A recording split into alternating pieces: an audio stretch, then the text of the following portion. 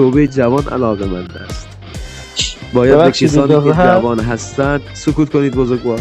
باید به کسانی که جوان هستند الله بگویید تا جوانند توبه کنند، توبه الله کنند.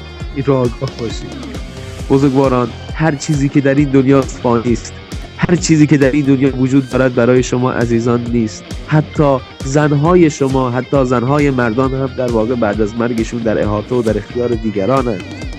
این رو دقت کنید بزرگواران. فقیر الله تبارک و تعالی شید. این دنیا فانی است، این دنیا بی اهمیت است، این دنیا در واقع بی اهمیت است، بی ارزش است. این رو بفهمید. همه شما عزیزان رو، هر کسی که مسلمان باشد رو میگذارن بر روی سنگ غسالخونه، در واقع دانه دانه پیرنهاش رو میکنن و یک کفن میپیچن دورش، نه برای اینکه این کفن برای این فرد شود، برای اینکه فقط این کفن این فرد رو جمع کنن. هر چیزی هم که در این دنیا دارید برای شما نیست عزیزان. هر چیزی که در این دنیا دارید برای شما نیست عزیزان. پس فقیر الله شوید، پس محتاج الله باشید. از خدا بخواهید، از خدا بخواهید، از خدا طلب بخشش کنید، از خدا طلب بخشش کنید، از خدا بخواهید. این موارد مهم است. اگر شما از خدا خواستید، خداوند متعال به شما میدهد. در واقع چه کسی از گوش بدید بزرگوار، سکوت کنید. چه کسی در واقع تجارتش بهتر از این است که تجارت کند با، چه کسی مهمتر از این است که تجارت کند با الله؟ در این دنیا هر چه بدهید در جایش یک چیز دیگر می‌رود. هر چیزی بگیرید در واقع به جایش چیز دیگری می‌رود. هر چیزی به دست آورید به جایش چیز دیگری می‌رود. پس فقیر الله بشید، پس از خدا بخواهید، با خدا تجارت کنید، با کسی تجارت کنید که وقتی بهش چیزی میدهید از شما چیزی نمیگیرد،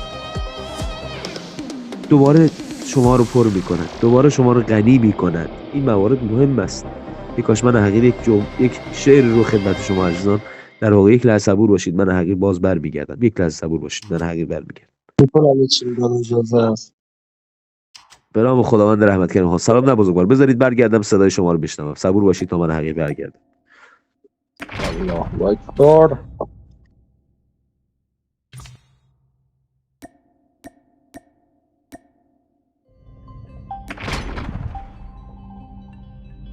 اعوذ بالله من الشیطان. تکبیر الله اکبر، تکبیر الله اکبر، تکبیر الله اکبر، الله اکبر، الله اکبر. روح پاک شهدا صلوات. اللهم به نام خداوند رحمتگر مهربان. سلام. یک لحظه این جمله رو گوش بدید از یک فرد بزرگوار و عزیزی. هر کسی صداش باز باشه بیرونش میکنم و این بیرون کردن هم در واقع دلیل میشود که همیشه این فرد بیرون شود، چون دارم هشدار میدم به شما عزیزان. سپاسگزارم. یا حق یا حق. سکوت کنید لطفا. عزیز ببخش.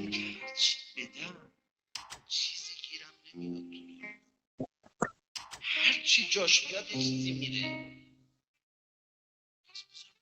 خودش معامله کنم با اون پرسوده. کسیه که باش تجارت کنم، چیزی بهش بدم، چیزی ازم نمیگیره. لطفاً